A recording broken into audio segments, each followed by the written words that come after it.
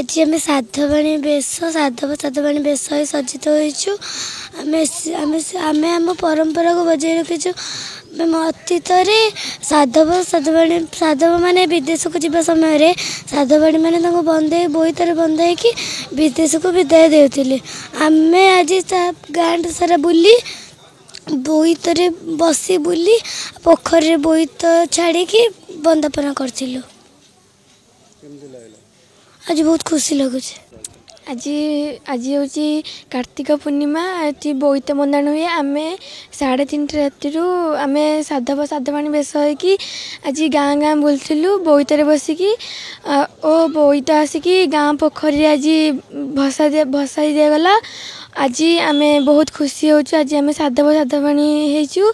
आम आज आमर कालीर प्रोग्राम आज आमको प्राइज मिल। आम आज बहुत खुशी अच्छु। आग काल साधव माने बोईतर बसी दूर देश को जाउथिले धनरत्न आनिबा को साधवाणी माने बोईतर बंदेकी दूर देश को शुभ मानस पठाई देउथिले।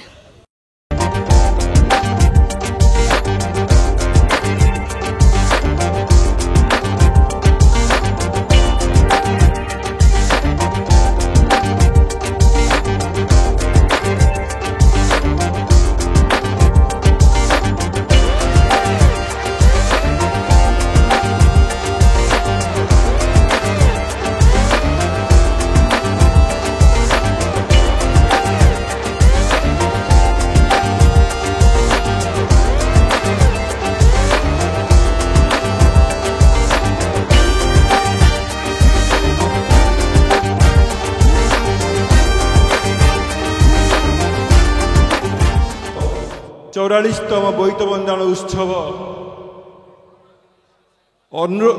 समारोह करने द्वितीय मूलक बनवालीपुर नियाली नयाहाट काकटपुर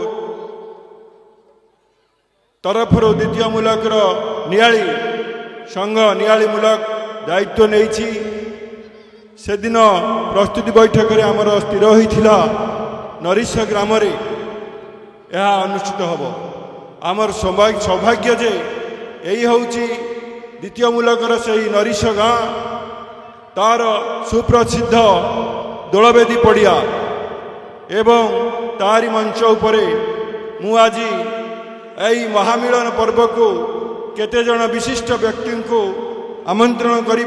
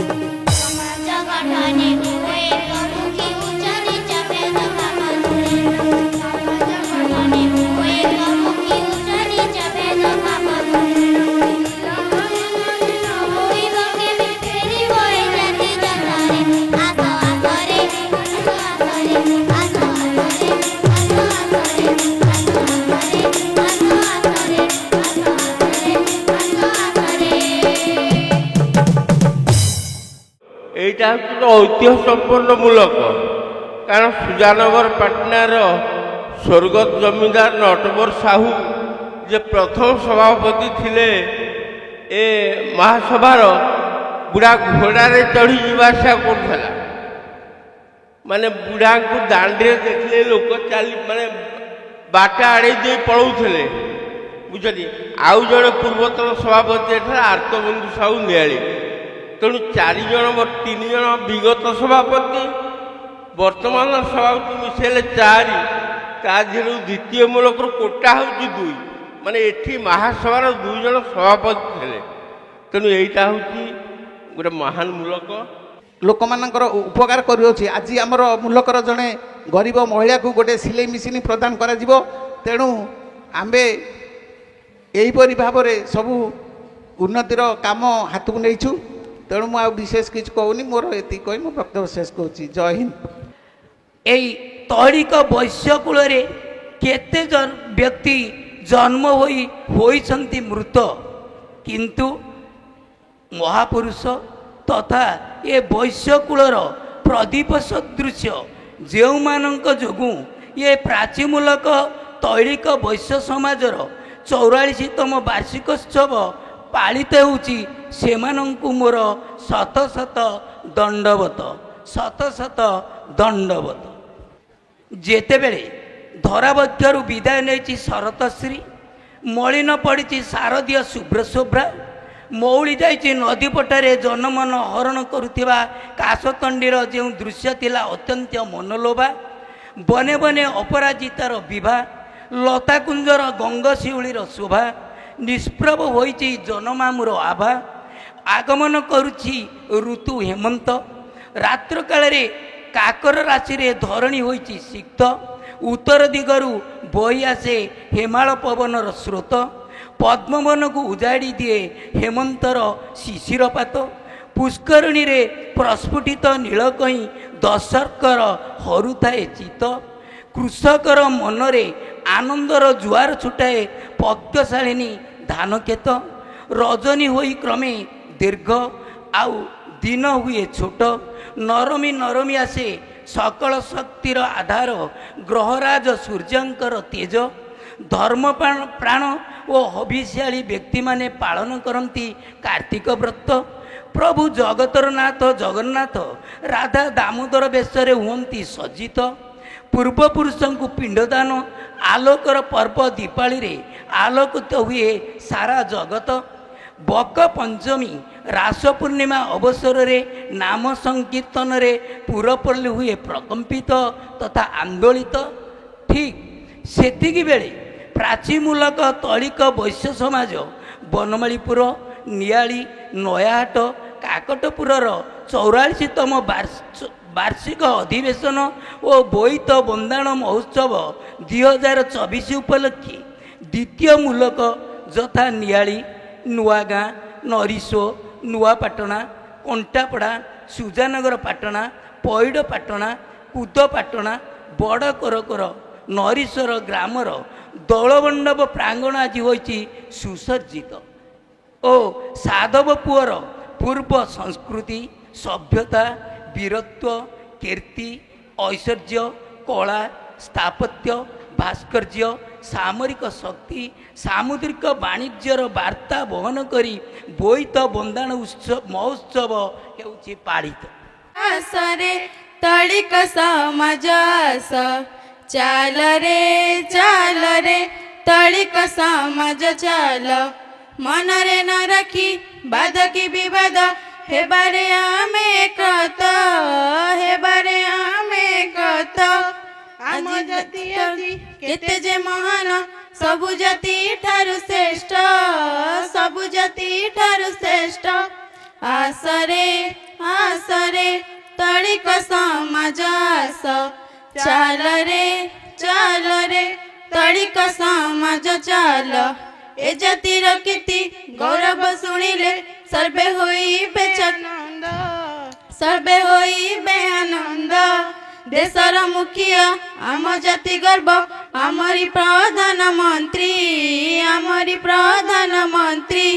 ଆମ ରାଜ୍ୟପାଳ ରଘୁବର ଦାସ से परा मरी जाती से परा मरी जाती ए जातीय पुआ साधव पुआ जे बेपार तांकर नीति बेपार तांकर नीति आसरे आसरे तळिक समाज आस चाल रे तळिक समाज चाल आमे सबु चल शपथ नेबारे रखिबा जातिर कीर्ति रखिबा जातिर कीर्ति आम तेली जाति पाइतिला स्थान इंद्रक सभारे कुबेर आसन आमे तैलिक जाति आमे तैलिक जाति आहा कि सुंदर आम गाँ माटी ताठू भल लगे एही तेली जाति आमे परा तेली जाति आमे परा तेली जाति आसरे आसरे तळिक समाज आस चाल रे तळिक समाज चाल बंदे उत्कल जननी बंदे तळिक जाति तळिक महासभा की जय।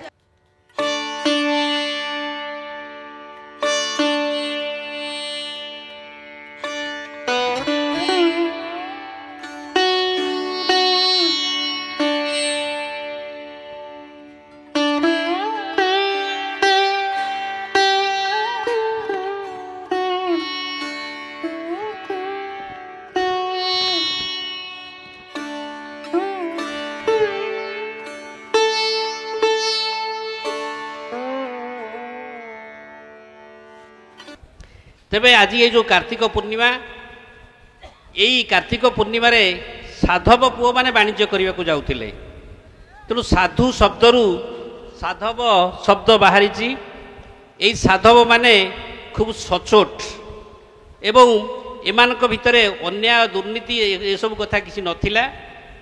मु गत वर्ष आपण मानक सभारे कहितिली मायाधर मानसिंह महानदी रे ज्योत्स्ना विहार कला बेले केमिति साधव पुओ मानक कथा को मने पकईथिले गड़गड़िया घाट निकटरे जलयात्रा कला बेले। मु गत वर्ष मध्य कहिथिली जे बलराम दास लक्ष्मी पुराण रे केमिति प्रवेश होइले जाई साधुर द्वारे तने साधव मानक साधु सहित तुलना करा जाउथिला जोठी साधवाणी उभा होइतिले एवं साधवाणी मुह को चाहिकी लक्ष्मी सब विभिन्न लक्ष्मी व्रत कथा सब उत्थापन करथिले सेई कथा मु बलराम दास केमति कहिथिले से कथा मध्य कहिथिली।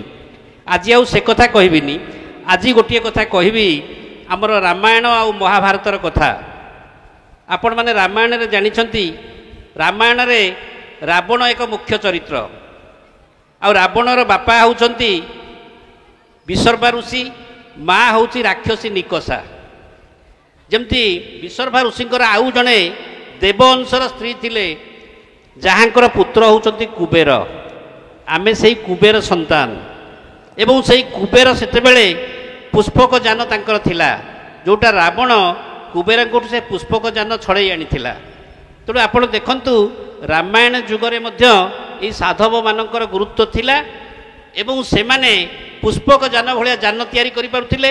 देवगण तांकू समस्त धन संपत्तिर दायित्व देइथिले। धन संपत्तिर दायित्व काहाकू दिया जाई परिबो जे विश्वास योग्य। तेणु निश्चित भाव में कुबेर विश्वास योग्य आ तांकरी वंशर आमे माने।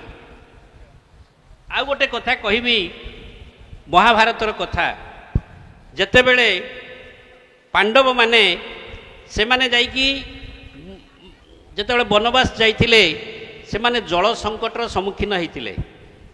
जेतेबेले जल संकटर सम्मुखीन होइथिले युधिष्ठिर पठेइथिले भीम को तुमे निकटस्थ कौन जलाश्रयरू आम पाई किसी पानी आण आम पीवा। भीम जाई गोटे सरोवर निकट में पहुँची थे आउ से सरोवर रे गोटे गछ उपरे बक धर्मात्मा बक अवस्थान करथिले जे कि आमर जक्ष कुबेर संप्रदायर। से जक्ष जतबे देखिले जड़े पानी नवाक आसीची से मना कले आपण ए सरोवर जल नियंतु नहीं आपण जल जदि नेबे ताले विपद रे पड़िबे। केवल धर्मात्मा लोक यही सरोवर जल पान करें। भीम को शुणा लोक से सांगे सांगे जल पान कले एवं से मूर्छा होगी पड़े। तेणु भीम आसबार विलंब घटू युधिष्ठिर तांकर अन्य भाई अर्जुन नकुल सहदेव समस्त को पठेले से जल आने से अन्वेषण आसिक भीम दशा देखिले ତଥାପି ସେମାନେ ମାନିଲେନି, ଜଳ ନେବାକୁ ଚେଷ୍ଟା କଲେ ଏବଂ ସେମାନେ ମଧ୍ୟ ସେଇଭଳି ଭାବରେ ସେଠି ମୂର୍ଚ୍ଛାଗତ ହେଲେ। ଶେଷକୁ ସେମାନଙ୍କୁ ଖୋଜି ଖୋଜି ଯୁଧିଷ୍ଠିର ନିଜେ ଆସିଲେ ଏବଂ ସେତେବେଳେ ଯେଉଁ ଧର୍ମାତ୍ମା ବକ, ଯିଏ ଆମ କୁବେର ସମ୍ପ୍ରଦାୟର ବା ସେ ଯେଉଁ ଯକ୍ଷ ଧର୍ମାତ୍ମା ଯେଉଁମାନେ ତାଙ୍କରି ବଂଶର, ସେ ଧର୍ମାତ୍ମା ବକ ଯୁଧିଷ୍ଠିରଙ୍କୁ ବହୁତ ପ୍ରଶ୍ନ ପଚାରିଲେ।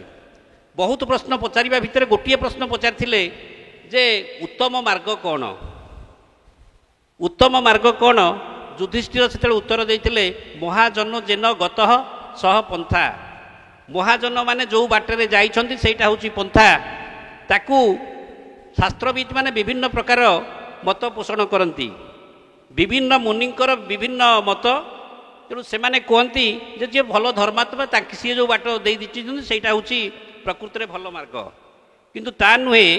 ଜଳାଶ୍ରୟରେ ଯେଉଁ ଗତି କରନ୍ତି ସାଧବ ପୁଅମାନେ, ସେମାନେ ବହୁ ବାଧାବିଘ୍ନ ଅତିକ୍ରମ କରିକି ସବୁ ଶିଳା ବନ୍ଧୁର ରାସ୍ତା ଦେଇକି ସେମାନେ ଯେଉଁ ଅତିକ୍ରମ କରନ୍ତି ଦୁର୍ଗମ ଜାଗା ରାସ୍ତା ଦେଇକି, ସେଇ ରାସ୍ତା ହିଁ ପରବର୍ତ୍ତୀ ସମୟରେ ଅନ୍ୟମାନଙ୍କ ପାଇଁ ରାସ୍ତା ହେଇଯାଏ।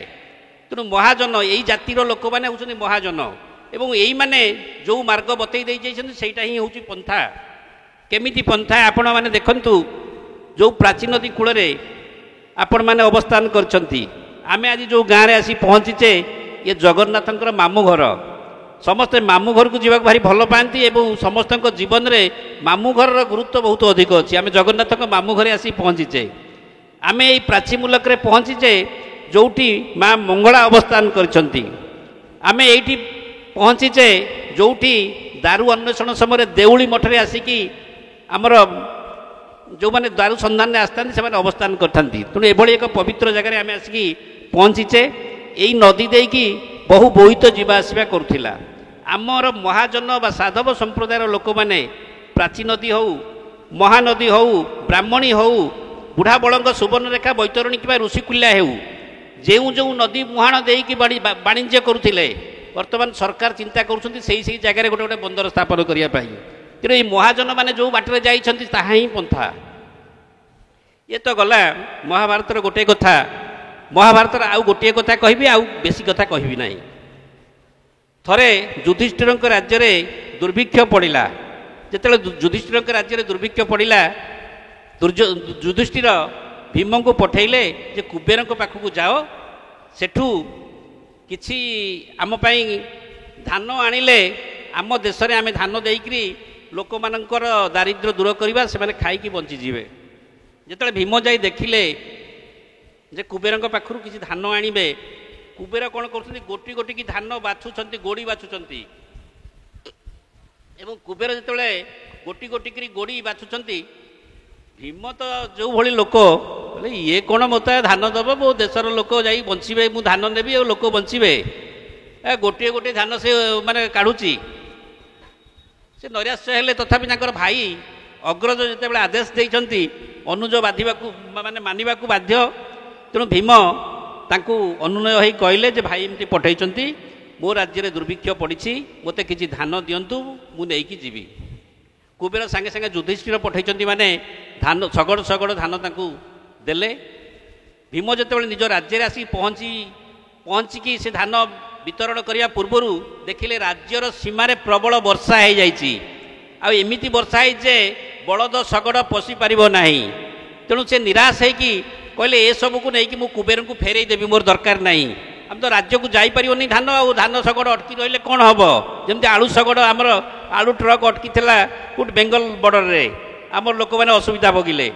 ତେବେ ଭୀମ ଯେତେବେଳେ ଆସିକି ପହଞ୍ଚିକି କୁବେରଙ୍କୁ ସେ କଥା କହିଲେ, କୁବେର କହିଲେ କିଛି ଭୟ କରିବାର ନାହିଁ, ଯେତେ ଧାନ ଶଗଡ଼ ନେଇଛ ତାକୁ ରାସ୍ତାରେ ବିଞ୍ଚି ଦିଅ, ରାସ୍ତା ଶୁଖିଲା ହେଇଯାଉ, ଆଉ ଧାନ ମୁଁ ଦେବି। ସେ ଧାନକୁ ନେଇକି ତୁମେ ଯୁଧିଷ୍ଠିରଙ୍କୁ ଦେବ, ତୁମ ଅଞ୍ଚଳରେ ଲୋକମାନେ ଖାଇ ପିଇ ସୁସ୍ଥରେ ରହିବେ, ଦୁର୍ଭିକ୍ଷର କଷ୍ଟ ଦୂର ହେଇଯିବ। ଯେତେବେଳେ ଭୀମ ଦେଖିଲେ କୁବେର ଏଭଳି କଥା କହୁଛନ୍ତି, ସେ ଆଶ୍ଚର୍ଯ୍ୟ ହେଇଗଲେ। କହିଲେ ଯେଉଁ ଲୋକ ଗୋଟିଏ ଗୋଟିଏ ଧାନରୁ ଗୋଡ଼ି କାଢ଼ୁଥିଲା, ସେ ଲୋକ ବର୍ତ୍ତମାନ ଶଗଡ଼ ଶଗଡ଼ ଧାନ ଦେଇଦେବା ପାଇଁ ପ୍ରସ୍ତୁତ। ତେଣୁ ଆମେ ସେଇ ବଂଶର ଦାୟାଦ। ତେଣୁ ସେଇ ବଂଶର ଆମେ ଯେତେବେଳେ ଦାୟାଦ, ଆମ ଲୋକମାନେ ତେଲି ଲୋକମାନେ ବାହାରକୁ ଜଣାପଡ଼ନ୍ତି ନାହିଁ, ବେଶୀ କଥା କୁହନ୍ତି ନାହିଁ, କିନ୍ତୁ ଏଇ ଜାତିର ଲୋକମାନେ ପ୍ରତ୍ୟେକ ଗାଁରେ ସ୍କୁଲ କଲେଜ ଦେବାଳୟ ପୁଷ୍କରିଣୀ ଏସବୁ କରିବାରେ ମାହିର ଏବଂ ଏଇ ଲୋକମାନେ ଦେଖିବେ ପ୍ରତି ଗାଁର କମିଟି ଭିତରେ ସେମାନେ ଆକାଉଣ୍ଟ ଦାୟିତ୍ୱ ଥିବେ। ଆପଣ ଅନୁମାନ କରନ୍ତୁ ଏବଂ ଦେଖନ୍ତୁ, ପରୀକ୍ଷା କରନ୍ତୁ, ଏ କଥା ନିଶ୍ଚିତ ଭାବରେ ସତ୍ୟ। ତେଣୁ ଆମେ ସେଇ ବଂଶର ଲୋକ ଓ ଆମ ଜାତିର ପୂର୍ବପୁରୁଷମାନେ ଏଇ କାମ ସବୁ କରିଯାଇଛନ୍ତି। ଗୋଟିଏ କଥା ଆମେ ମନରେ ପ୍ରଶ୍ନ ଆସିପାରେ, ଇତିହାସ କାହିଁକି ଆମେ କହିବା? ଆମେ ତ ଆଜି ସେଇ ଅବସ୍ଥାରେ ନାହିଁ, ତା ନୁହେଁ। ମାନେ ପୁରାତନର ଭିତ୍ତିପ୍ରସ୍ତର ଉପରେ ନୂତନର ହର୍ମ୍ୟ ହୁଏ ପ୍ରତିଷ୍ଠିତ। ପୁରୁଣା କଥା ଆମେ ମନେ ପକାଇଲେ ଆମେ ପ୍ରେରଣା ପାଇବା, ଉତ୍ସାହ ପାଇବା ଆଉ ଆଗକୁ ଯିବା। ତେଣୁ ଆପଣମାନଙ୍କୁ ଆଜି ଅନୁରୋଧ କରୁଛି, ଯେମିତି ବିର୍ସା ମୁଣ୍ଡା ସମଗ୍ର ଭାରତବର୍ଷକୁ ଇଂରେଜ କବଳରୁ ରକ୍ଷା କରିଥିଲେ, ଆପଣମାନେ ଆଗ୍ନେୟ ଶପଥ ନିଅନ୍ତୁ। ଆପଣମାନେ ଚେଷ୍ଟା କରନ୍ତୁ, ଆମେ ପୁରୀର ଧର୍ମଶାଳା, ଆମେ ଗୋଟେ କୁବେର ସନ୍ତାନ, ଗୋଟେ ସାଧବ ସନ୍ତାନ ହେଇକି ଯଦି ଏତିକି କାମ କରି ନ କରିପାରିବା ତାହେଲେ କ'ଣ କରିବା? ତେଣୁ ଆପଣଙ୍କର 11ଟା ମୂଲକ ଅଛି। ଅଦ୍ୟାବଧି ପ୍ରାଚୀ ମୂଲକ 6,56,843 ଟଙ୍କା ପ୍ରଦାନ କରିଛି। ଆମେ ଆଶା କରୁଛୁ ଅନ୍ତତଃ 11 ମୂଲକରୁ 11 ଲକ୍ଷ ଟଙ୍କା ଆସୁ। ଆଉ ଆପଣମାନେ ଶପଥ ନିଅନ୍ତୁ, ଏ ଧର୍ମଶାଳାକୁ ଉଦ୍ଧାର କରିବା ପାଇଁ ପ୍ରଚେଷ୍ଟା କରନ୍ତୁ। ଜୟ ହିନ୍ଦ। ଏଇଠୁ ବହୁତ ବଡ଼ ବଡ଼ ଇଞ୍ଜିନିୟର, ଏଇଠୁ ବହୁତ ବଡ଼ ବଡ଼ ପଦପଦବୀରେ ଅଧିଷ୍ଠିତ ଲୋକ ଆଗରୁ ଥିଲେ। ଆଉ ଏବେ ଯେଉଁ ପିଲାମାନେ ଆପଣଙ୍କର ଅଛନ୍ତି, ଆପଣମାନେ ପରୀକ୍ଷା କରି ଦେଖନ୍ତୁ, ସେମାନଙ୍କର IQ ବହୁତ ଅଧିକା। ସେଇମାନଙ୍କୁ ଆପଣ ଯାହା ଚାହିଁଲେ ବନେଇ ପାରିବେ। ଆପଣମାନେ ଚେଷ୍ଟା କରନ୍ତୁ, ଗୋଟେ ସ୍ପେଶାଲ ଆପଣଙ୍କ ଅଞ୍ଚଳର ଏଇ 11 ମୂଲକର ଗୋଟେ ସ୍ପେଶାଲ କୋଚିଂ ସେଣ୍ଟର କଲା ଭଳିଆ ଗୋଟେ କରନ୍ତୁ ଭୁବନେଶ୍ୱରରେ। ଆଉ ସବୁ ବେଷ୍ଟ ଯେଉଁ କୋଚିଂ ମାଷ୍ଟରମାନଙ୍କ ଦ୍ୱାରା ସେମାନଙ୍କୁ ପଢ଼େଇ ତାଙ୍କୁ ସବୁ ଭଲ ଭାବରେ ତାଙ୍କୁ ଅବସ୍ଥାପିତ କରନ୍ତୁ, ଭଲ ଭାବେ ତାଙ୍କ ଭବିଷ୍ୟତ ଗଢ଼ନ୍ତୁ। ଆଉ ସେଇଥିରେ ଯେଉଁ ମୁରବୀମାନଙ୍କର ଅଛି କ୍ଷମତା ଅଛି, ପଇସା ପତ୍ର ଦେଇପାରିବେ, ସେଇଟା ଭଲ କଥା। ଯେଉଁଠି ଦେଇପାରୁନାହାନ୍ତି ଆପଣମାନେ କିଛି ଅର୍ଥ ବିଭିନ୍ନ ବାଟରୁ ସଂଗ୍ରହ କରିକି ଏ ପିଲାଙ୍କୁ ପଢ଼ାନ୍ତୁ। ସେମାନେ ଭବିଷ୍ୟତରେ ଆପଣଙ୍କର ହିଁ ସମ୍ପତ୍ତି ହେବେ, ଆପଣଙ୍କର ଧନ ବା ଆପଣଙ୍କର ଗଣ୍ଠି ଧନ ହେଇକି ରହିବେ। ସମସ୍ତେ ତ କହୁଛନ୍ତି ସାଧବ ମାନେ ଯାଉଥିଲେ ବେପାର ବାଣିଜ୍ୟ କରିବା ପାଇଁ, ଆମେ ତ ତେଲି ଜାତି, ତାହେଲେ ଆମର କ'ଣ ହେଲା? ପୁଣି ଆମର ତ ଅନ୍ୟ ଜାତି ବି ଲୋକମାନେ ବି ଯାଉଥିଲେ ନା ସାଧବ। କିନ୍ତୁ ଇତିହାସକୁ ଆମେ ଯଦି ଅନୁଧ୍ୟାନ କରିବା, ଆମେ ଦେଖିବା ଆମ ଜାତିର ଲୋକମାନେ ବେଶୀ ଯାଉଥିଲେ ବେପାର ବାଣିଜ୍ୟ କରିବା ପାଇଁ। ସେଇଥିପାଇଁ ଆଜି ଆମେ ଯେତେବେଳେ ସକାଳେ ପ୍ରାତଃକାଳରେ, ଆଜି ଆପଣ ସମସ୍ତେ ଡଙ୍ଗା ଭସେଇଛନ୍ତି, ସମସ୍ତେ କହିଛନ୍ତି ଆ କା ମା ବଇ, ପାନ ଗୁଆ ଖାଇ, ପାନ ଗୁଆ ତୋର, ମାସକ ଧର୍ମ ମୋର। ଏହାର ଅର୍ଥ ହେଲା ଆଷାଢ଼, କାର୍ତ୍ତିକ, ମାଘ ଆଉ ବୈଶାଖ, ଏଇ ଯେଉଁ 4 ମାସ ଭିତରେ, ଏଇ ଯେଉଁ କାର୍ତ୍ତିକ ମାସରେ, କାର୍ତ୍ତିକ ପୂର୍ଣ୍ଣିମା ଦିନ ଆମ ଜାତିର ଲୋକମାନେ ତଥା ସାଧବମାନେ ସୁଦୂର ବାଲି, ଜାଭା, ବୋର୍ଣ୍ଣିଓ, ସୁମାତ୍ରାକୁ ବେପାର ବାଣିଜ୍ୟ କରିବାକୁ ଯାଉଥିଲେ। ସେତେବେଳେ ସେମାନେ ଯେଉଁ ବେପାର କରିବାକୁ ନେଉଥିଲେ, କଟକର ତାରକସି କାମ, ଲୁଗାପଟା ସହ ଆପଣମାନେ ଆଶ୍ଚର୍ଯ୍ୟ ହେବେ। ମୁଁ ଗୋଟେ କେଉଁଠି ପଢ଼ୁଥିଲି, ସେତେବେଳେ ସମ୍ବଲପୁରରେ ଭଲ କ୍ୱାଲିଟିର ହୀରା ମିଳୁଥିଲା। ସେମାନେ ସେ ହୀରାକୁ ନେଇକି ଯାଉଥିଲେ ସେ ଦ୍ୱୀପରେ। ଆଉ ସେମାନେ ଯେତେବେଳେ ଫେରିକି ଆସୁଥିଲେ, ସେଇଟା ସେତେବେଳେ ସେମାନେ ଫେରିକି ଆସୁଥିଲେ ଆଷାଢ଼ ମାସରେ, ଯେଉଁଟା ଆପଣ କହୁଛନ୍ତି ଆ କା ମା ବଇ, କାର୍ତ୍ତିକ, ମାର୍ଗଶିର, ବୈଶାଖ ଦେଇ ସେମାନେ ବିଦେଶରେ ରହିଲେ। 10 ମାସ ପରେ ସେମାନେ ଆଷାଢ଼ ମାସରେ ଫେରି ଆସନ୍ତି। ସେଇଟା ଆପଣମାନେ ସମସ୍ତେ ଜାଣିଥିବେ। ସେଇ ସମୟରେ ଆମେ ଖୁଦୁରୁକୁଣୀ ଯେଉଁ ଓଷା ପାଳନ କରୁଛୁ, ସେଇ ଖୁଦୁରୁକୁଣୀ ଓଷାଟା ସେଇ ଉପଲକ୍ଷେ ପାଳନ କରାଯାଏ। ଯେତେବେଳେ ସେମାନେ ଫେରି ଆସନ୍ତି ଆଷାଢ଼ ମାସରେ, ସେତେବେଳେ ସବୁ ଭଉଣୀମାନେ ଭାଇମାନଙ୍କୁ ବନ୍ଦେଇକିରି ଘରକୁ ଆଣନ୍ତି। ଆଜିକାଲି ତ ବୋଇତ ନେଇକି କେହି ଯାଉନାହାନ୍ତି, କିନ୍ତୁ ଯେଉଁ ଫେରି ଆସିବା ଯେଉଁ ସ୍ମୃତିଟା, ଆପଣ ତଅପୋଇ କଥା ସମସ୍ତେ ଜାଣିଛନ୍ତି, ଘରେ ଘରେ ପରିଚିତ, ମୁଁ ସେଇଟା କହୁନି। ସେଇ ଓଷାଟା ସବୁ ଭଉଣୀମାନେ ତାଙ୍କ ଭାଇମାନଙ୍କ ପାଇଁ କରିଥାନ୍ତି, ଖୁଦୁରୁକୁଣୀ ଓଷା। ଆମର ଆଜି ବି ଆମ ପ୍ରତ୍ୟେକ ଓଡ଼ିଆ ଘରେ ଆମ ଜାତିରେ ସେଇଟା ପାଳିତ ହେଉଛି। ଆଜି ଭଳି ଦିନର ଆଜି ବିଶେଷ ମହତ୍ଵ ରଖୁଛି, କାରଣ ଆଜିକା ଦିନରେ ସାଧବ ପୁଅମାନେ ବାଲି ଦ୍ୱୀପକୁ ଯାତ୍ରା କରୁଥିଲେ। କେଉଁଠୁ ଯାତ୍ରା କରୁଥିଲେ ନା କାଠଯୋଡ଼ି ପାଖରୁ। ଯେଉଁ କାଠଯୋଡ଼ି ପାଖରୁ ସେ ଯାତ୍ରା କରୁଥିଲେ ସେଇଟାକୁ କୁହାଯାଏ ବାଲିଯାତ୍ରା। ସେଇ ପଡ଼ିଆରେ ଆଜି ବାଲିଯାତ୍ରା ହେଉଛି। ଆଜିର ଦିନର ଆହୁରି ବି ଗୋଟେ ମହତ୍ଵ ଅଛି। କୁହାଯାଏ ଯେତେବେଳେ आम सृष्टि प्रथम आरंभ होला सेतबेले भगवान 10 अवतार नेकी आसीथिले। प्रथम अवतार से नहीं मीन अवतार। मीन माने जलरू जीवनर सृष्टि होती से जो मीन अवतार भगवान विष्णु नहीं पुराण रे कहुई आज कार्तिक पूर्णिमा संध्या समय भगवान विष्णु मीन रूप जल रे प्रवेश करथिले। सेइथिपई आज सकाळू आपण माने देखंतु पुरुष स्त्री पुओ झियो बाळ वृद्ध वनिता आज समस्ते जाके डंगा भसाते आ कहते ये मासकर जो धर्म सेटा मोर तार भी गोटे तात्पर्य अच्छे। आम जो कहूच पान गुआ तोर मासक धर्म मोर समस्ते कहती चोर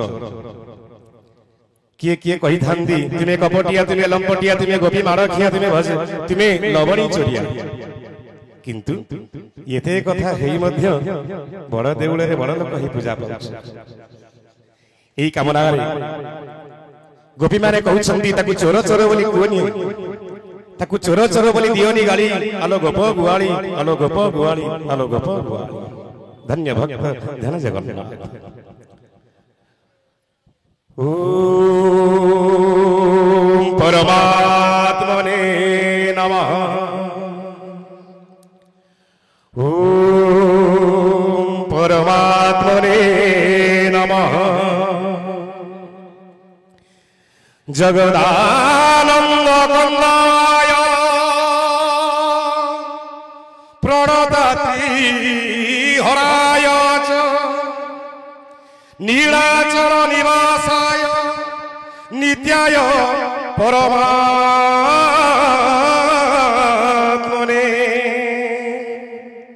बलभद्र सुभद्राभ्यां जगन्नाथाय ते नमः। जगन्नाथाय ते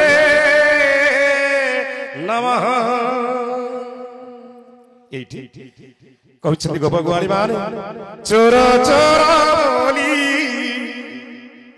ताकू दियो ना गाड़ी आलो गोप गुआली।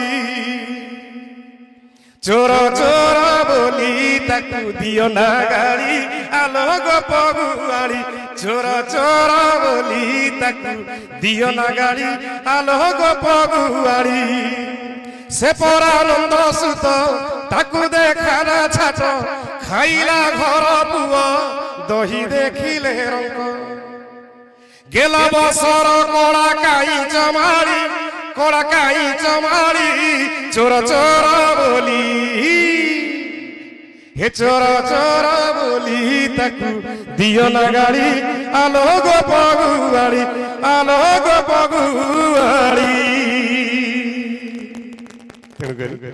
करताली करताली जीवे कहीं वाद्य जंत्र ना आ गोटे गीत जदि गाइबा इच्छा अच्छे आप सामने करताली करताली हरि बोल हुला हुली करताली ये धर्म मंच पड़ब उछुड़ी बोल आनंद कुमार भक्त टे कहूँ मणिमा बड़ दाण्ड मत जोगीटे कर दिंतनी जदि जोगीटे करदेव तुम नाम कीर्तन कर जीवन को सार्थक कर बड़ दाण्डर जोगी एया कहूँ आपण मारे मु जो शून्य स्थान रखिबा आपण मान पूर्ण करी से पूर्ण जेमती मेघनाद पाचरी गर्जन करे समुद्र घु घु गर्जन को मेघनाद पाचरी एजी ठिया करी रक्षा करबा पाई सेमती आपण मान थारु घु घु गर्जन आसबा करताली माध्यम कोन ना बड़ दाण्डे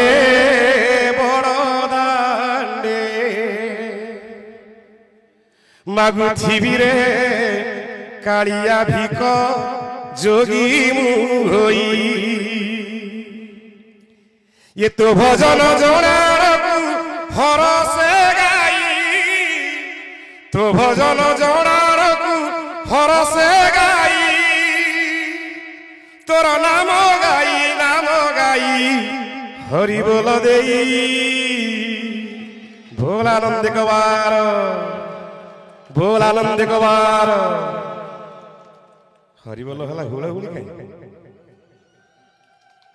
हरिबोल संग हुला हुली नल भल लागिबो ମାଗୁଥିବି ରେ କାଳିଆ ଭିକ ଯୋଗୀ ମୁଁ ହୋଇ ବଡ଼ ଦାଣ୍ଡେ ବଡ଼ ଦାଣ୍ଡେ ଓ ବଡ଼ ଦାଣ୍ଡେ ବଡ଼ ଦାଣ୍ଡେ ମାଗୁଥିବି ରେ କାଳିଆ ଭିକ ଯୋଗୀ ମୁଁ ହୋଇ ମାଗୁଥିବି ରେ କାଳିଆ ଭିକ ଯୋଗୀ ମୁଁ ହୋଇ ତୋ ଭଜନ ଜଣାଳକୁ ହରସେ ଗାଇ ତୋ ଭଜନ ଜଣାଳକୁ ହରସେ ଗାଇ ତୋର ନାମ ଗାଇ ହରି ବୋଲ ଦେଇ ବୋଲ ଆନନ୍ଦ କବାର ମାଗୁଥିବି ରେ କାଳିଆ ଭିକ ଯୋଗୀ ମୁଁ ହୋଇ ମାଗୁଥିବି ରେ କାଳିଆ ଭିକ ଯୋଗୀ ମୁଁ ହୋଇ ପୁଣି କହୁଛନ୍ତି କରିମୁ ଚିତା ତିଳକ ହୋଇଥିବି ଯୋଗୀ ବେଶ କରିମୁ ଚିତା ତିଳକ ହୋଇଥିବି ଯୋଗୀ ବେଶ କଣ୍ଠରେ ତୁଳସୀ ମାଳ ପିନ୍ଧିଥିବି ଗେରୁ ବସ୍ତ୍ର ପିନ୍ଧିଥିବି ଗେରୁ ବସ୍ତ୍ର ଆରେ ହାତେ ଧରି ନାଉଥଳ ମୁଁ ହାତେ ଧରି ନାଉଥଳ ମୁଁ ଥିବି ପତାଇ ତୋର ନାମ ଗାଇ ହରି ବୋଲ ଦେଇ ହରିବୋଲ ଟିକେ ପଛରୁ ଆସୁ ପଛ ଭାଇ ମାନେ ଟିକେ ଭାବୁଛନ୍ତି କି ପଇସା ଦେବାକୁ ପଡିବ ତୋର ନାମ ଗାଇ ହରିବୋଲ ଦେଇ ମାଗୁଥିବି ରେ କାଳିଆ ଭିକ ଯୋଗୀ ମୁଁ ହୋଇ ମାଗୁଥିବି ରେ କାଳିଆ ଭିକ ଯୋଗୀ ମୁଁ ହୋଇ ପିଣ୍ଡୁ ପ୍ରାଣ ଗଲେ ଛାଡ଼ି ମୋତେ ନ ଦେବୁ ଫୋପାଡ଼ି ପିଣ୍ଡୁ ପ୍ରାଣ ଗଲେ ଛାଡ଼ି ମୋତେ ନ ଦେବୁ ଫୋପାଡ଼ି ଭକତଙ୍କୁ ଆଜ୍ଞା ଦେଇ ସ୍ୱର୍ଗ ଦ୍ୱାରେ ଯିବୁ ନେଇ ସ୍ୱର୍ଗ ଦ୍ୱାରେ ଯିବୁ ନେଇ ଆରେ ଜଗତ ବୋଲିବ ତୋତେ ନୀଳାଦ୍ରି ସାଇ ଜଗତ ବୋଲିବ ତୋତେ ନୀଳାଦ୍ରି ସାଇ ତୋର ନାମ ଗାଇ ହରି ବୋଲ ଦେଇ ମାଗୁଥିବି ରେ କାଳିଆ ଭିକ ଯୋଗୀ ମୁଁ ହୋଇ ମାଗୁଥିବି ରେ କାଳିଆ ଭିକ ଯୋଗୀ ମୁଁ ହୋଇ ବଡ଼ ଦାଣ୍ଡେ ବଡ଼ ଦାଣ୍ଡେ ଓ ବଡ଼ ଦାଣ୍ଡେ ବଡ଼ ଦାଣ୍ଡେ ମାଗୁଥିବି ରେ କାଳିଆ ଭିକ ଯୋଗୀ ମୁଁ ହୋଇ ମାଗୁଥିବି ରେ କାଳିଆ ଭିକ ଯୋଗୀ ମୁଁ ହୋଇ ତୋ ଭଜନ ଜଣାଳକୁ ହରସେ ଗାଇ ତୋ ଭଜନ ଜଣାଳକୁ ହରସେ ଗାଇ ତୋର ନାମ ଗାଇ ହରି ବୋଲ ଦେଇ ମାଗୁଥିବି ରେ କାଳିଆ ଭିକ ଯୋଗୀ ମୁଁ ହୋଇ ମାଗୁଥିବି ରେ କାଳିଆ ଭିକ ଯୋଗୀ ମୁଁ ହୋଇ ମାଗୁଥିବି ରେ କାଳିଆ ଭିକ ଯୋଗୀ ମୁଁ ହୋଇ ଜୟ ଜଗନ୍ନାଥ ଜୟ ଜଗନ୍ନାଥ ଜୟ ଜଗନ୍ନାଥ ଭାଇମାନେ ଆମେ ପ୍ରଭୁ ଜଗନ୍ନାଥଙ୍କ ଆଶୀର୍ବାଦରୁ এই তৈলিক সময়ে জন্মগ্রহণ করতে আমি সবুকু নিজেকে ধন্য মনে করছি কারণ এ জাতি বহুত মহান জাতি আম সারা ভারতবর্ষ হো সারা ওড়িশার যেতে সমাজ অছি সবুঠু শ্রেষ্ঠ সমাজ হচ্ছে তৈলিক বসাচ্ছি যে সমাজ পছরে ইতিহাস অছি সে ইতিহাস কন না আজি যে পবিত্র কার্তিক পূর্ণিমারে আমার পূর্বপুরুষ মানে আমার ওড়িশার কটক তারকেশ্বর আরম্ভ করি কণ্টিল পিতলঠু আরম্ভ করি বরুণ পাটনা করে বিভিন্ন ব্যবসায় সামগ্রী নেই সুদূর চাবা সুমতা যে বাণিজ্য করুলে এবং সেটার বিপুল ধন বই আনুলে সেই পূর্বপুরুষের ঐতিহ্য মনা আজ পবিত্র আম তৈলিক সমাজ সারা ওড়িশা ভিতরে আম সাধক মানে বৈত মনা করছে আম ইতিহাস পাই তেণু আপন মানে সমস্তে আমি লক্ষ্মী বরপুত কলে অতীত হব না তেমন প্রভু জগন্নাথ को आम बहुत धन्यवासी जन्म दी आम निजी धन्य मन करा उचित आपण मैंने सारा ओडिशा रे आम तेली समाज 62 लक्ष अच्छा एवं सबुठी कौन कर्मकर्ता समाज रे विभिन्न कार्यक्रम एवं समाज में देखुची ଗରିବ ଛାତ୍ରଙ୍କୁ ବୃତ୍ତି କରି ସମାଜର ବହୁତ ଉନ୍ନତି କରିଛନ୍ତି। ଆପଣମାନେ ନିଜର ଯେଉଁ ସମାଜ ଯାହା ପାଣ୍ଠି ଅଛି ଗରିବ ଲୋକମାନଙ୍କୁ ଯେଉଁ ତାଙ୍କ ପାଠପଢ଼ା ହେଉ ତାଙ୍କର କୌଣସି ହେଉ ସେଇଟା ହେଉଛି ଗୋଟେ ମହତ୍ ଉଦ୍ଦେଶ୍ୟ। ସେହି ମହତ୍ ଉଦ୍ଦେଶ୍ୟ ଆପଣମାନେ ସବୁ ସମୟ ଦେଖିଥିବାରୁ ମୁଁ ସମସ୍ତଙ୍କୁ ବହୁତ ବହୁତ ଧନ୍ୟବାଦ ଦେବି। ଆପଣ ସେ ମହତ୍ କାର୍ଯ୍ୟ ବଜାୟ ରଖନ୍ତୁ, ଉନ୍ନତି କରନ୍ତୁ। ବନ୍ଧୁଗଣ, ଆଜି ପ୍ରଭୁ ଜଗନ୍ନାଥ ଆଶୀର୍ବାଦରୁ ଆମକୁ ଗୋଟେ ପୁରୀ ଧାମରେ ଆଜି ପବିତ୍ର ଧାମରେ ଆମକୁ ଗୋଟେ ଜାଗା ଦେଇଛନ୍ତି। ପ୍ରଭୁ ଜଗନ୍ନାଥ ଜାଗା ଆମକୁ ମନ୍ଦିର ପ୍ରସାଦ ଦେଇଛନ୍ତି 763 ଦିଶିବେ ଏବଂ ପୁରୀ ମନ୍ଦିର ନିକଟରେ ଯେଉଁଟା ଭାଲୁଚର କରିଛନ୍ତି ତାହା ବଜାରରେ 4-5 ଗୁଣ ହେବ। ଖୁବ୍ କମ୍ ମୂଲ୍ୟରେ 5,08,00,000 କେଟାରେ ଆମକୁ ଦେଇଛନ୍ତି। ଆମେ ମଧ୍ୟ ଆମର ନିଖୋଳ ତଳିକ ସମାଜ ସମସ୍ତ ମାନେ ସାରା ଓଡ଼ିଶାଠୁ ସମସ୍ତଙ୍କଠୁ କିଛି ଦାନ ସଂଗ୍ରହ କରି ବର୍ତ୍ତମାନ ଆମେ 1,75,00,000 ଡିପୋଜିଟ୍ କରିସାରିଲୁଣୁ। ଆଉ ବାକି ଆମେ ଚେଷ୍ଟା କରୁଛୁ ସମସ୍ତଙ୍କର ସାହାଯ୍ୟ ସହଯୋଗରେ ଆମେ ଏହା ତ ପୂରଣ କରିବୁ। ନିଶ୍ଚୟ ହେବ। ଆମର ବର୍ତ୍ତମାନ ଯେ ଆମ ସମସ୍ତ ଯେତେ ଆମ ଓଡ଼ିଶାରେ ପ୍ରାଧାନ୍ୟ ଆମ ତେଲି ସମାଜ ଅଛନ୍ତି ସମସ୍ତଙ୍କୁ ମୁଁ ଅନୁରୋଧ କରିବି ଆପଣମାନେ କିଛି ତାକୁ ଅନୁରୋଧ କଲେ ଆମର 62 ଲକ୍ଷ ଯଦି 10 ଟଙ୍କା ଦେଲେ ମଧ୍ୟ ଆମର ତାଇ ପୂରଣ ହୋଇଯିବ। ତେଣୁ ଆପଣମାନେ ସମସ୍ତେ ତାକୁ ସମସ୍ତ ସହଯୋଗ କରିବେ ବୋଲି ମୁଁ ଆଶା କରୁଛି। ଆପଣ ମଧ୍ୟ ଧନ୍ୟବାଦ ଦେବି।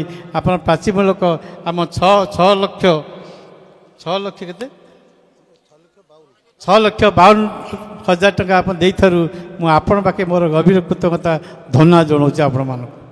ଆପଣ ସେ ଆଶା ବଜାୟ ରଖନ୍ତୁ, ସେ ଦାନ ବଜାୟ ରଖନ୍ତୁ ଏବଂ ଭବିଷ୍ୟତରେ ଆମେ କେମିତି ଅତି ନିକଟରେ ଆମେ ପଇସା ପ୍ରଭୁଙ୍କୁ ଦେଉଛେ, ପ୍ରଭୁ ଜଗନ୍ନାଥଙ୍କୁ ଦେଉଛେ, ଆମେ ଅନ୍ୟ କାହାକୁ ଦେଉନେ। ତ ଏଇଟା ଗୋଟେ ଧର୍ମ ବୋଲି ଭାବନ୍ତୁ।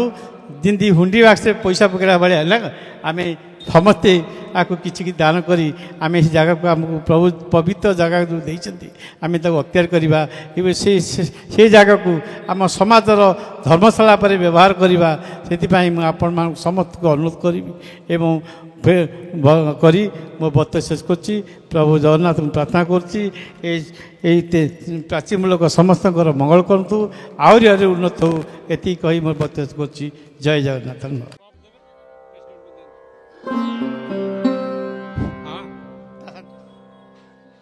ଇଏ ହେଉଛନ୍ତି ବିଶ୍ୱଜିତ ବେହେରା, ଘର ହେଉଛି କୋଇଲିପୁର ଏକାଦଶ ମୂଲକ।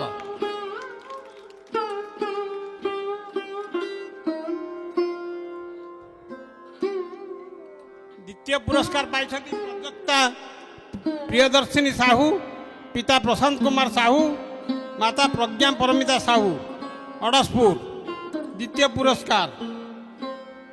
ତୃତୀୟ ପୁରସ୍କାର ପାଇବାକୁ ଯୋଗ୍ୟ ହୋଇଛନ୍ତି ବିସ୍ମୟରଞ୍ଜନ ସାହୁ, ପିତା ବ୍ରହ୍ମାନନ୍ଦ ସାହୁ।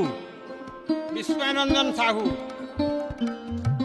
ସେ ରଖିଛନ୍ତି 469 ନମ୍ବର। ଇଏ ପ୍ରଯୋକ୍ତା ପ୍ରିୟଦର୍ଶିନୀ ସାହୁ ରଖିଛନ୍ତି 469 ନମ୍ବର। ଏ ପୁଅର ନମ୍ବର କ'ଣ ଦେଇନାହାନ୍ତି ବାପା?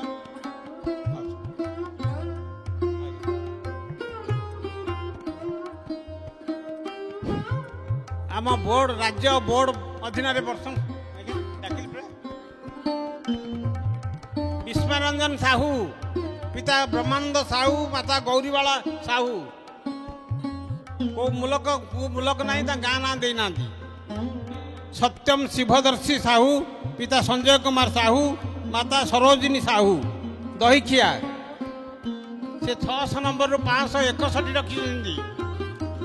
ସତ୍ୟମ ଶୁଭଦର୍ଶୀ ସାହୁ। ତାପରେ ଆସନ୍ତୁ ଗୌରକୃଷ୍ଣ ସାହୁ, ପିତା ଜ୍ଞାନରଞ୍ଜନ ସାହୁ, ମାତା ପ୍ରୀତି ପ୍ରତିଭା ସାହୁ।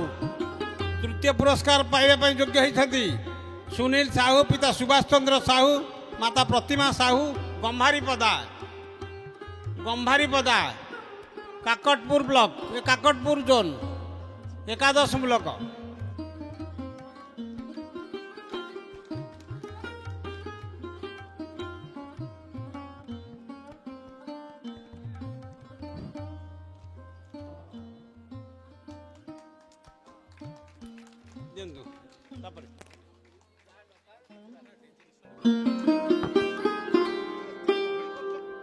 ଶ୍ରୀଯୁକ୍ତ ପବିତ୍ର କୁମାର ସାହୁ।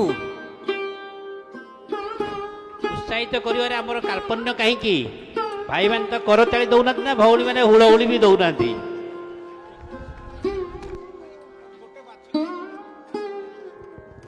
ଶ୍ରୀଯୁକ୍ତ ଭଗବାନ ସାହୁ।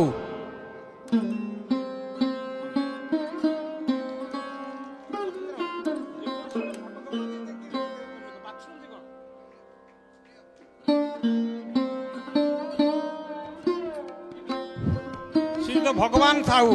ଆଉ ଜଣେ ଭଗବାନ ସାହୁ ଅଛନ୍ତି।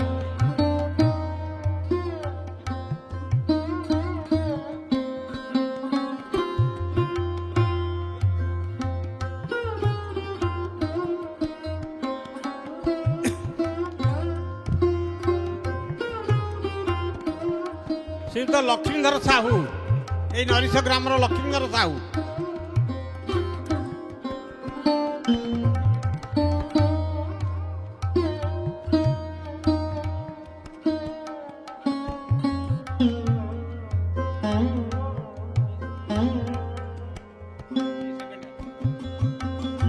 ଶ୍ରୀଯୁକ୍ତ ସୁରେନ୍ଦ୍ର କୁମାର ସାହୁ।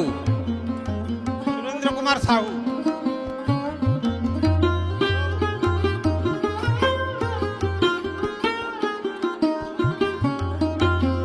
ବ୍ରହ୍ମାନନ୍ଦ ସାହୁ। ଶ୍ରୀଯୁକ୍ତ ବ୍ରହ୍ମାନନ୍ଦ ସାହୁ।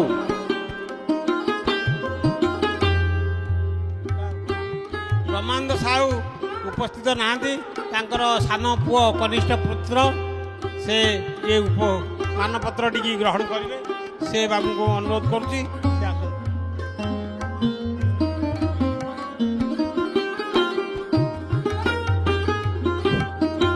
ଶ୍ରୀଯୁକ୍ତ ସୁଧାଂଶୁ ଭୂଷଣ ସାହୁ।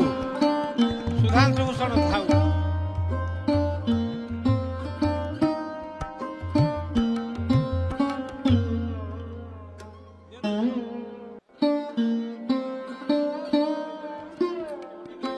ଶ୍ରୀଯୁକ୍ତ ରବୀନ୍ଦ୍ର କୁମାର ସାହୁ ନରିଷ।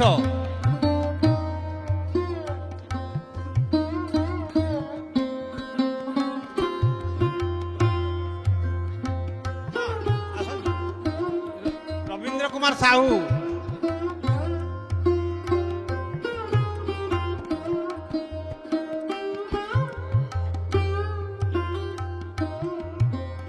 ମାନସ ରଞ୍ଜନ ବେହେରା। ଏ ମହୋଦୟ ଜଣେ ବୈଜ୍ଞାନିକ। ସେ ଆପଣଙ୍କର ଓଡ଼ିଶା ସରକାରଙ୍କ ଅଣ୍ଡରରେ ଚାକିରି କରିଛନ୍ତି। ଜଣେ ବୈଜ୍ଞାନିକ ବାବୁ। ମାନସ ବାବୁ।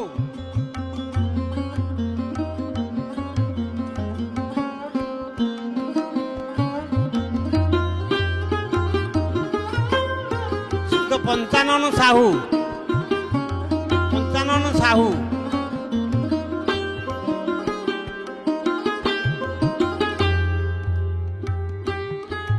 ସ୍ୱାଧୀନ ବେହେରା। ସ୍ୱାଧୀନ ବେହେରା।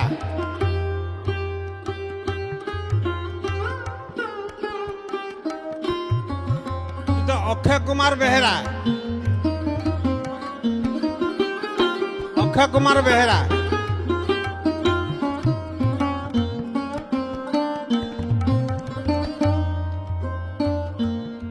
ଜ୍ଞାନରଞ୍ଜନ ସାହୁ ଘର ନିଆଳି।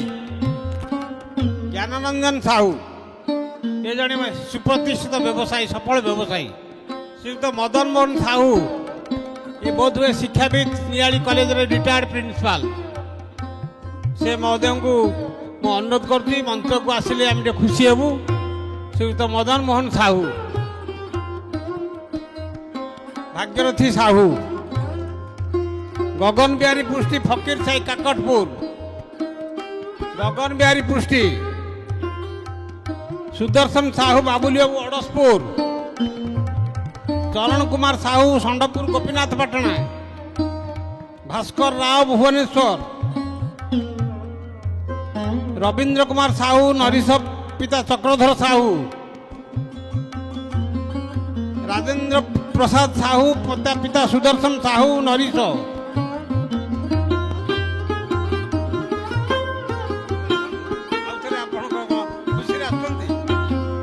ବ୍ରହ୍ମାନନ୍ଦ ସାହୁ ପିତା ମାଧବାନନ୍ଦ ସାହୁ ସେ ବି ସେ ନରିଷର।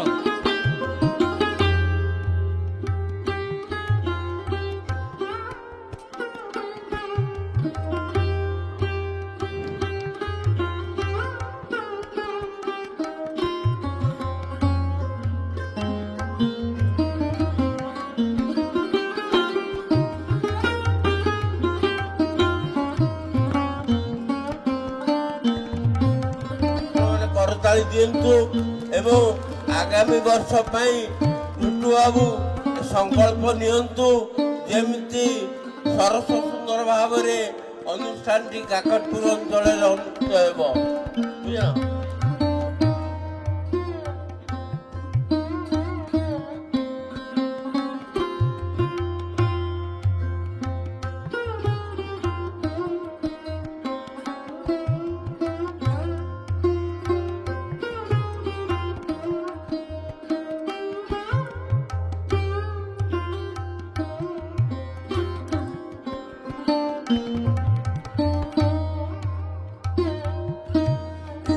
ग्रामवासी भाई माने माँ माने एवं युवक माने तांको मो तरफ अशेष धन्यवाद स्वागत अभिनंदन एवं आसंता वर्ष 45 वर्ष पूर्ण होगा जाऊँगी माँ मंगला पीठे ये सुवर्ण सुजोग मिली सभापति आग्रह को आदर सहकार ग्रहण करुँगी धन्यवाद नमस्कार।